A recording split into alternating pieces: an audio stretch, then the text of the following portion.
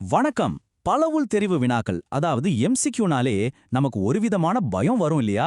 ஆனா ஒரு டாப்பரோட பார்வையில இந்த எம்சிக்யூக்களை எப்படி அணுகிறதுன்னு டாக்டர் சுமர் சேத்தியோட வழிமுறைகள் மூலமா நாம இப்ப பார்க்க போறோம். இது உங்க தேர்வு முறையே மாத்தி போடலாம். சரி, வாங்க முழுசா தெரிஞ்சுக்கலாம். இது ஒரு இன்ட்ரெஸ்டிங்கான கேள்விதானே. 4 ஆப்ஷன்ல ஒன்னு தான் பதில்னு நமக்கு நல்லாவே தெரியும். ஆனாலும் இந்த எம்சிக்யூ தேர்வுகள் நம்மள போட்டு வாட்டுது. இந்த விரக்தியை நாம முதல்ல புரிஞ்சுக்கணும். ஏன்னா அதை புரிஞ்சுக்கிறது தான் இதை ஜெயிக்கிறதுக்கான முதல் படி. டாக்டர் சேத்தி சொல்ற முதல் விஷயமே இதுதாங்க. எம்சிக்யூக்களை ஒரு எதிரியா பார்க்காதீங்க. அதை ஒரு கேம் மாதிரி பாருங்க. பதில் உங்க கண் முன்னாடியே எங்கேயோ ஒளிஞ்சிருக்கு. அதை கண்டுபிடிக்கிறது மட்டும்தான் உங்க வேலை. இந்த ஒரு சின்ன மைண்ட் செட் மாற்றம் இருக்கு பாருங்க, அது ஒரு பெரிய வித்தியாசத்தை உருவாக்கும். சரி, அப்போ டாப்பர்ஸ் எப்படி யோசிக்கிறாங்க? அவங்களோட முதல் மற்றும் மிக முக்கியமான ரகசியம் என்னன்னு பார்க்கலாமா? இதுதான் அவங்கள மத்தவங்க கிட்ட இருந்து தனிச்சு காட்டுற ஒரு விஷயம். உங்க இலக்கு சரியான பதில வேகமா கண்டுபிடிக்கிறது கிடையாது. அதுக்கு பதிலா இதுவா இருக்க வாய்ப்பே இல்லேன்னு சொல்ற தப்பான பதில்களை ஒவ்வொன்னா நீக்கணும். ஒரு டிடெக்டிவ் மாதிரி யோசிச்சு பாருங்க. எது இருக்க முடியாதுன்னு நீக்க சரியான பதில் தானா உங்க கண்ணுல படும்.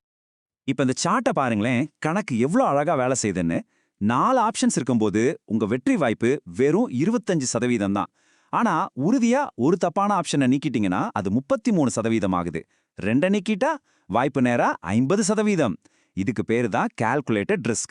இது வெறும் குருட்டு அதிர்ஷ்டம் இல்ல. டாக்டர் சேத்தி சொல்ற மாதிரி டாப்பர்ஸ் இந்த 50-50 வாய்ப்பை எடுக்க தயங்கவே மாட்டாங்க. 2 ஆப்ஷனை நீக்கின பிறகு அவங்க ரொம்ப நம்பிக்கையோட ஒரு பதிலை தேர்ந்தெடுப்பாங்க. அந்த துணிச்சல் தான் அவங்களுக்கு எக்ஸ்ட்ரா மார்க்ஸ் அள்ளி தருது. சரி, தப்பான பதில்களை நீக்கிறது ஒரு பக்கம் இருக்கட்டும். ஆனா டாப்பர்ஸ் எப்பவுமே தவிர்க்கிற 2 பெரிய தவறுகள் என்ன தெரியுமா? இந்த தவறுகளால தான் நம்ம அடிக்கடி சில்லி மிஸ்டேக்ஸ் பண்றோம். முதல் பாவம், ரொம்ப சுலபமான ஒரு கேள்விய ஓவரா யோசிச்சு மனசுல முதல்ல வந்த பதில சந்தேகப்பட்டு மாத்திடுறது.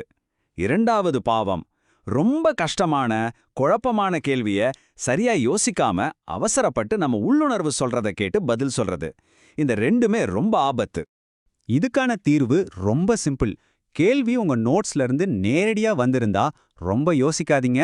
உங்க உள்ளுணர்வை முழுசா நம்புங்க. அதுதான் சரியா இருக்கும். ஆனா கேள்வி மறைமுகமாவோ ஆப்ஷன்ஸ் எல்லாம் குழப்பமாவோ இருந்தா உள்ளுணர்வுக்கு லீவ் விட்டுட்டு நாம கத்துக்கிட்ட அந்த ரூல் அவுட் முறையை மட்டும் பயன்படுத்துங்க. சரி, இந்த மனநிலையோ டெக்னிக்கையோ நாம எப்படி நம்ம பழக்கத்துக்கு கொண்டு வர்றது?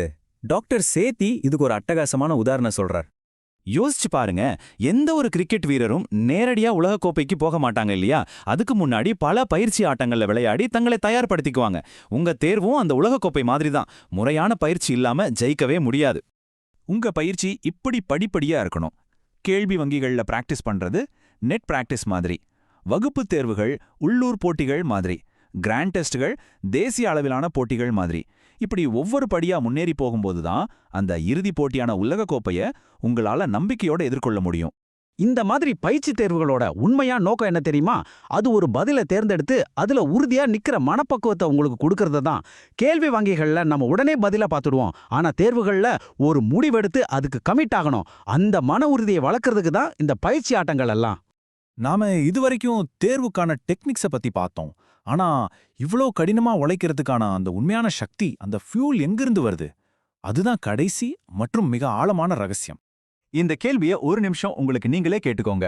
சோர்வா உணரும்போது, போதுன்னு தோணும்போது உங்களை மறுபடியும் எழுந்து ஓட வைக்கிற அந்த ஒரு விஷயம் என்ன? அந்த ஒரு விஷயம்தான் உங்களுடைய ஏன்.